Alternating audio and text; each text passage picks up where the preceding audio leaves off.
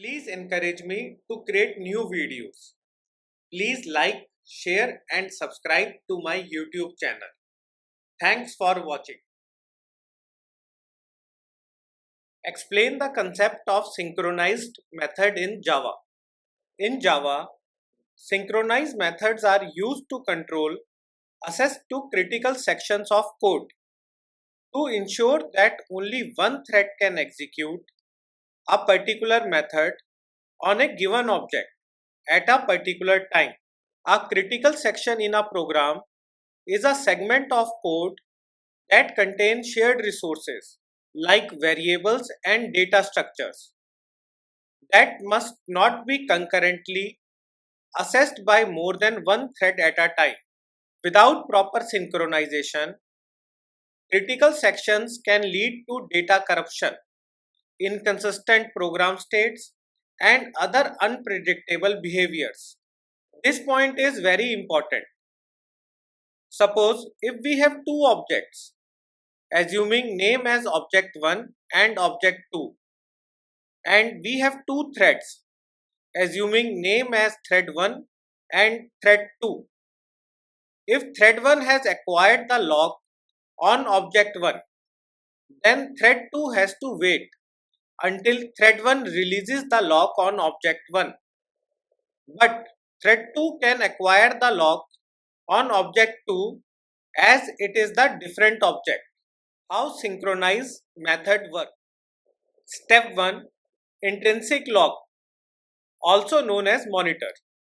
Every object in Java has an intrinsic lock, also called a monitor. When a thread invokes a synchronized method, it automatically acquires the intrinsic lock associated with the object. Step 2. Lock acquisition. If another thread already holds the lock on a particular object, the current thread is blocked and placed into a waiting state until the lock is released on the particular object. Step 3 is execution.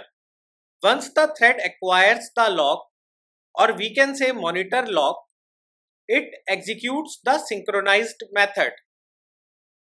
During this time, no other thread can enter any synchronized method of the same object. This point is very important. Suppose we have counter class that has two synchronized methods, increment and get count methods.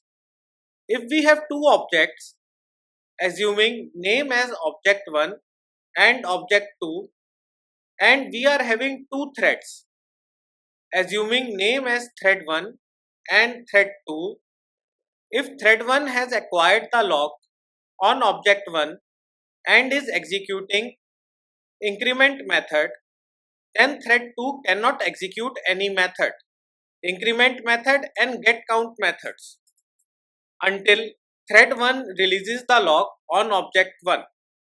But thread 2 can acquire the lock on object 2 and execute any method, increment method and get count method, as it is the different object. The fourth step is lock release. After the synchronized method completes its execution, whether normally or by throwing an exception, the thread releases the lock on a particular object. In the later part of this video, I will show you the code example of using the synchronized method. This is just a code preview of synchronized method. We have marked increment method and get count method as synchronized. I am going to run the program having 4 threads, and you can see the output of the final count. Expected count is 40,000 and it will be same all the times when we run the program due to synchronization. High level steps for creating synchronized method code example are: step 1. Create the counter class. Counter class contains one class level variable, or we can say instance variable named count. We will be incrementing count variable with the help of increment method. And for retrieving value of count variable, we will use getCount method. We will be marking both of these methods, increment method and getCount method, as synchronized. This is the corresponding code of step 1. We have counter class and we are going to create the object of this counter class. And this object will be shared by 4 threads. This is the count instance variable and it is the main candidate for race condition. This instance variable will be updated by multiple threads. This is the increment method that will be called by multiple threads to update the value of count instance variable. We have marked increment method as synchronized. In this line, we will get the name of currently running thread assigned by the JVM. In this line, we will be incrementing the value of count instance variable. By using the getCount method, we will be retrieving the current value of count instance variable. We have marked getCount method as synchronized. Step 2. Define the task. Create the counter task that implements the runnable interface. This counter task accepts the counter class object in its constructor. We will be incrementing the counter class variable, or we can say instance variable, named count.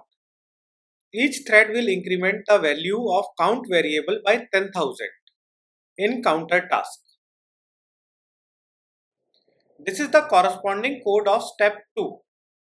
We have created counter task class that implements the runnable interface. This class defines the task that will be performed on the counter class object. This is the counter class reference variable. This is the constructor of counter task class that accepts counter class object.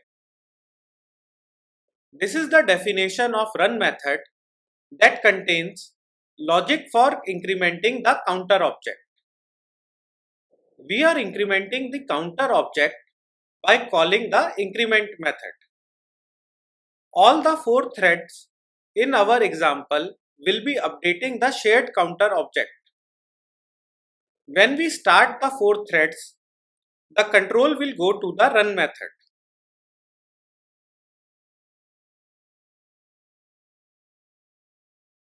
Step 3. Starting the threads and passing the counter task as the argument. Create the 4 threads and pass the counter task as the argument to these 4 threads. This counter task further contains the counter object as an argument. All the 4 threads will be operating on the shared counter object. Wait for all the 4 threads to complete and check the final output of count instance variable.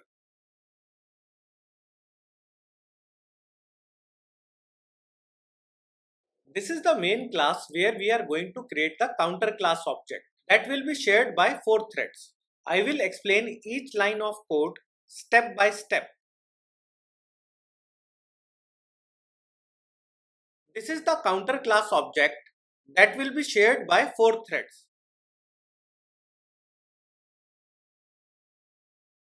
We have created 4 threads and passed the counter task as an argument to these 4 threads.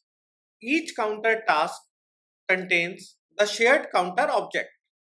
Here we are starting all the 4 threads by calling the start method on each thread. Here we are waiting for all the 4 threads to complete by using the join method. Join method causes a program to wait until thread on which it is called completes its execution before proceeding to next line of code. This block of code will catch any exception that occurs while executing the above lines of code.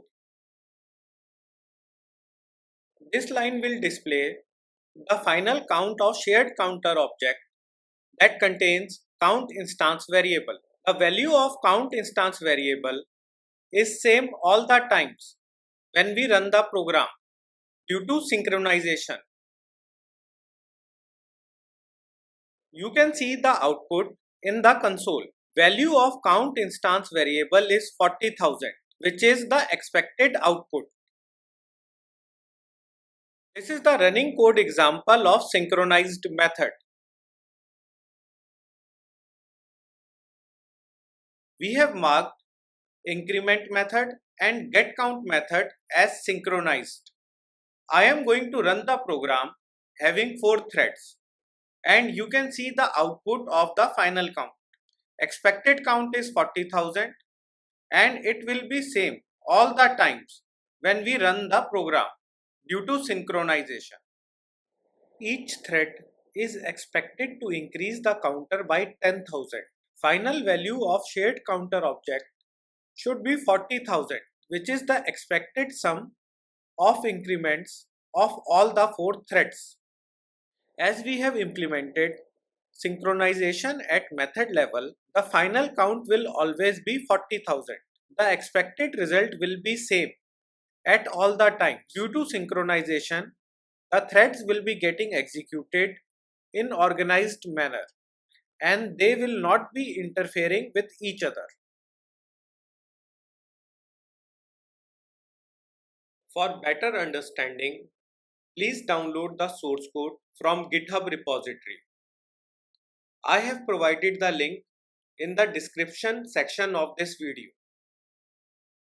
Please encourage me to create new videos. Please like, share and subscribe to my YouTube channel. Thanks for watching.